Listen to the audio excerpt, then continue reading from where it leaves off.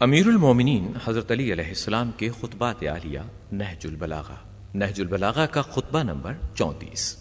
امیر علیہ السلام نے لوگوں کو اہل شام سے آمادہ جنگ کرنے کے لیے یہ خطبہ ارشاد فرمایا۔ حضرت علی فرماتے ہیں، حیف ہے تم پر، میں تو تمہیں ملامت کرتے کرتے بھی اکتا گیا ہوں۔ کیا تمہیں آخرت کے بدلے دنیاوی زندگی اور عزت کے بدلے موت ہی گوارا ہے؟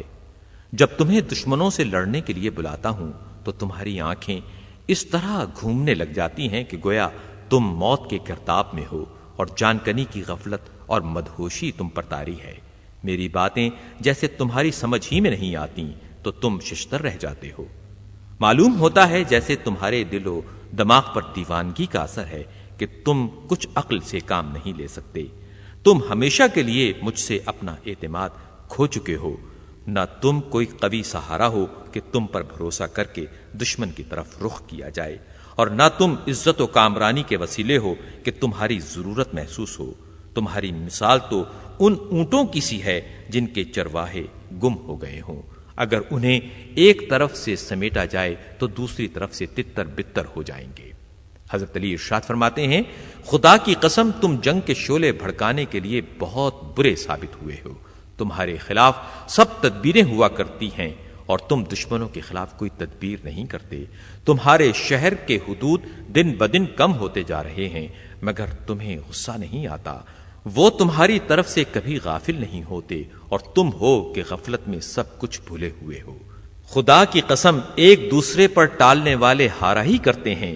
خدا کی قسم میں تمہارے متعلق یہی گمان رکھتا ہوں کہ اگر جنگ زور پکڑ لے اور موت کی گرم بازاری ہو تو تم ابن ابی طالب سے اس طرح کٹ جاؤ گے جس طرح بدن سے سر کے دوبارہ پلٹنا ممکن ہی نہ ہو۔ جو شخص کے اپنے دشمن کو اس طرح اپنے اوپر قابو دے دے کہ وہ اس کی ہڈیوں سے گوشت تک اتار ڈالے اور ہڈیوں کو توڑ دے اور کھال کو پارا پارا کر دے تو اس کا عجز انتہا کو پہنچا ہوا ہے اور سینے کی پسلیوں میں گھرا ہوا دل کمزور اور ناتما ہے۔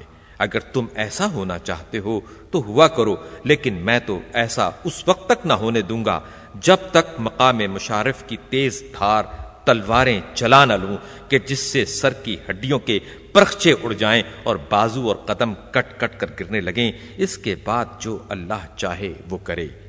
امیر المومنین حضرت علی علیہ السلام اپنے اس خطبے میں ارشاد فرماتے ہیں، اے لوگو، ایک تو میرا تم پر حق ہے اور ایک تمہارا مجھ پر حق ہے کہ میں تمہاری خیر خواہی پیش نظر رکھوں اور بیت المال سے تمہیں پورا پورا حصہ دوں اور تمہیں تعلیم دوں کہ تم جاہل نہ رہو، اور اس طرح تمہیں تہذیب سکھاؤں کہ جس پر تم عمل کرو، اور میرا تم پر یہ حق ہے کہ بیعت کی ذمہ داریوں کو پورا کرو اور سامنے اور پس پشت خیر خواہی کرو۔ جب بلاؤں تو میری صدا پر لبیک کہو اور جب کوئی حکم دوں تو اس کی تعمیل کرو۔